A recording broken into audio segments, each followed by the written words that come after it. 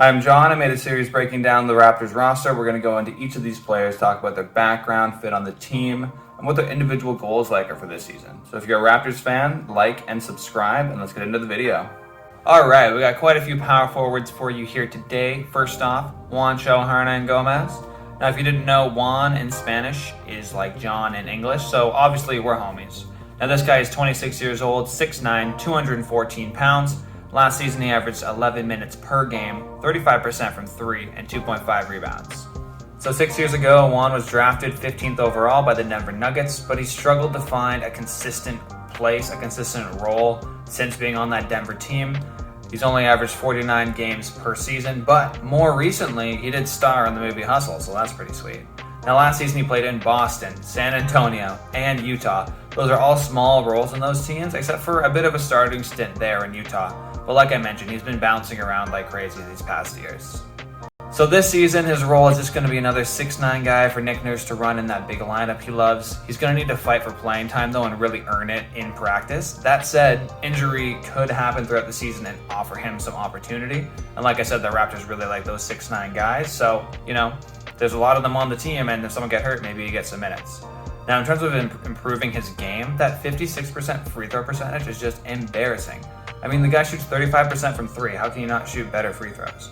Other than that, maybe finding something that he really stands out in would make him more indispensable.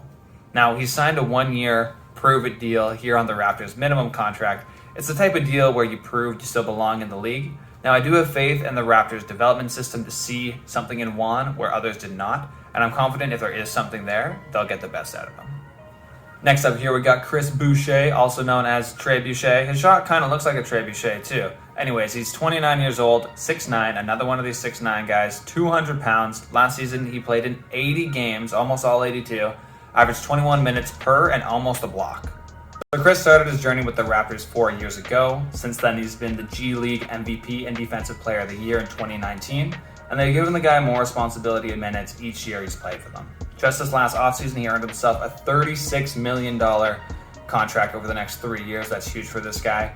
And he plays with huge energy, even at the age of 29. That's got to be because he felt like he was counted out, and he's a late bloomer here in the league. So I love to see somebody who's still hungry, still fighting for it. I love that. Anyways, switchable on defense. He can block shots inside and on the perimeter. The stat that gets floated all the time is that Chris is like the best three-point shot closeout blocker in the league. And you know what? He definitely gets a lot of those. But what they don't tell you is he often fouls the three-point shooter too, which is super terrible for defensive efficiency.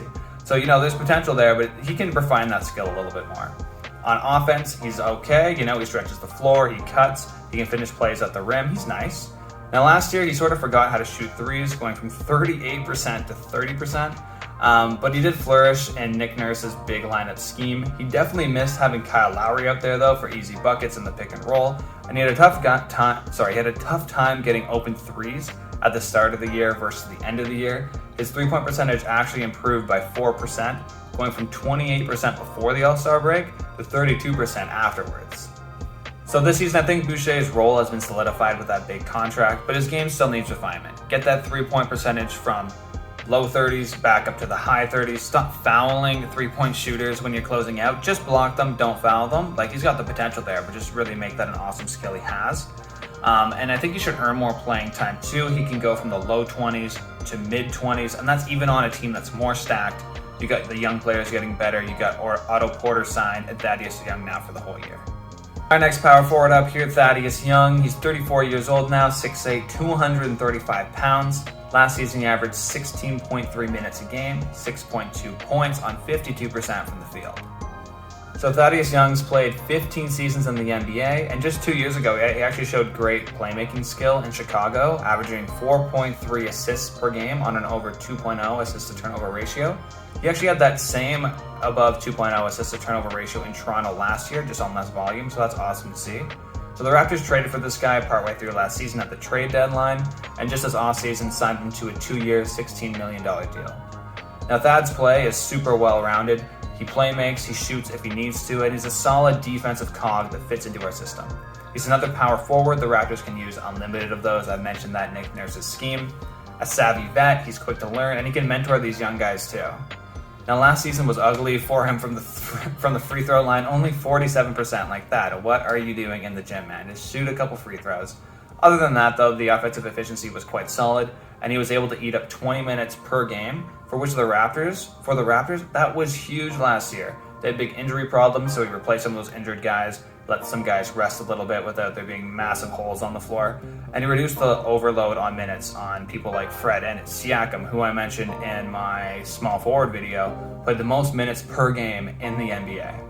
So this season, what do I want to see out of Thad? Simple. Well, please get that free throw percentage up, man. It can't be that tough. And just eat up some more minutes where the Raptors need it at that power forward spot and mentor the young guys. The Raptors have actually a ton of rising stars. We got Scottie, Precious, Gary. Those guys are all under 24, and OG Anunoby, he's only 25 years old too. So there's a lot of work you can do with those young guys to add value without actually even stepping on the court for games.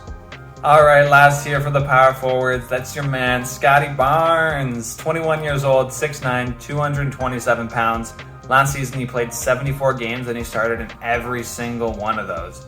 He had a huge role too, 35.4 minutes a game and 15.3 points. So Barnes was a one and done at Florida State, and he started for the Raptors from jump.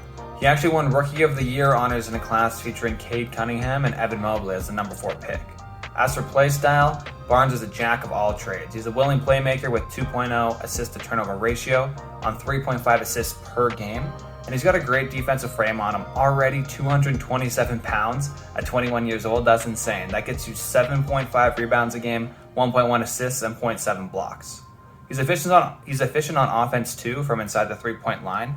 He was a little hesitant to shoot the three at the beginning of the season, but he later forced them up towards the end, and I've seen him working on that in the offseason too. Anyways, the mid-range, he's totally money from, and he's strong at finishing inside too. Last season, it was 54% from the two-point area for Barnes.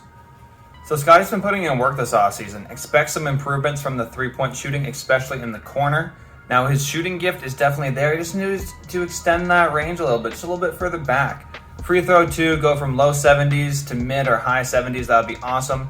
And this kid's got star potential, man. I'm expecting something that we're not expecting to see at all. Winning intangibles, putting his imprint on every game, something like that. He's a steal in the draft. He's on that rookie deal. And this is a huge part of the Raptors championship window because until he gets paid in 2025, they're going to have a player whose value is insanely good. So all in all, there's a lot of similarities, but also differences here in this power forward group. Similarly, they can all slot in Nick Nurse's big lineups. They're two-way guys. They're very versatile. The differences, though, you've got Scottie, a young star who does it all. Thad Young, an experienced vet who plugs holes in the roster and sets a culture on and off the court. Chris Boucher, that's energy off the bench. Insane length coupled with leaping ability.